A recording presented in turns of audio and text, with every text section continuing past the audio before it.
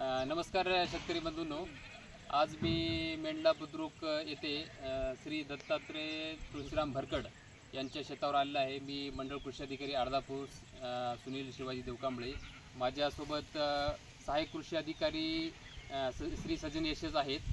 तर आज आम्ही सोयाबीन पाहणी करण्यासाठी मेंढला बुद्रुक इथे आलो आहोत। तर शेतकरी बांधूंनी पाहू शकता आपण सर्वजण की जे पिवळा मोजकचं जे आपण पाहत आहे, तर पिवळा मोजक म्हणजे काय तर विषाणूजन्य रोग आहे आणि ह्याची लक्षणे काय तर पानावर जे पिवळे आणि हिरवे जे ओबडधोबड जे चट्टे आहेत, तर हे लक्षण आहे प्रामुख्यानं।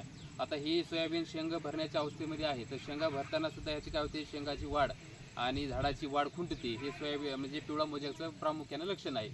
आता ह्यामध्ये हे पिवळा मोजक हे विषाणूजन्य रोग कशामुळे होतो, तर हे आहे विषाणूजन्य रोग आणि विषाणूजन्य रोग असल्यामुळे ह्याला जे प्रसाराचं माध्यम आहे की पांढरी माशी।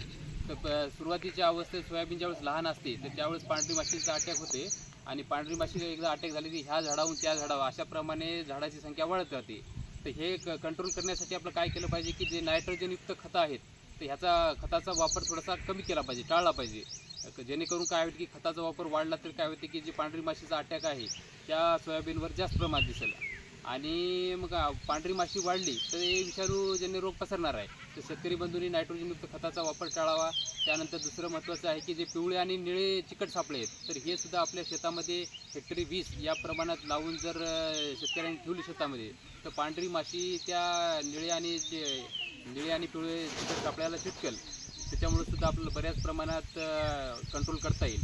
दुसरं महत्त्वाचा विषय असा आहे की जे कमी प्रमाणात जे पिवळे जे झाडं आहेत तर ते आपण उपटून घ्यायचे आणि बांधाच्या बाहेर नेऊन एका खड्ड्यामध्ये त्याला आपल्याला कंप्लीट बंद करून टाकायची, तर त्याच्यामुळे सुद्धा आपलं नियंत्रण होईल। दुसरं आणखी महत्त्वाचं ह्याच्यामध्ये की रासायनिक कीटकनाशक, आता विषाणूजन्य रोग असल्यामुळे ह्याला मार्केटमध्ये कुठलंही कीटकनाशक उपलब्ध नाही, तरी पण पांढऱ्या माशीचा प्रादुर्भाव आपण जर कमी केला तर 100% याच्यामध्ये नियंत्रण भेटेल। त्यासाठी आपल्याला थायमेथॉक्झान प्लस लॅम्बडा सायलोथ्रिन याची 4 ml प्रति 10 लिटर पाण्यात जर फवारणी केली शेतकऱ्यांनी तर ह्याचं नियंत्रण आपल्याला येईल। दुसरं महत्त्वाचं आहे की बाजूच्या शेतकऱ्यांनी सुद्धा ह्या मोहीम स्वरूपात जर याचं नियंत्रण केलं तर बांधावरले झाडं कमी केले आणि पांढरी माशी जर नियंत्रण आली की याचं 100% आपल्याला उपाययोजना याची करता येईल। धन्यवाद।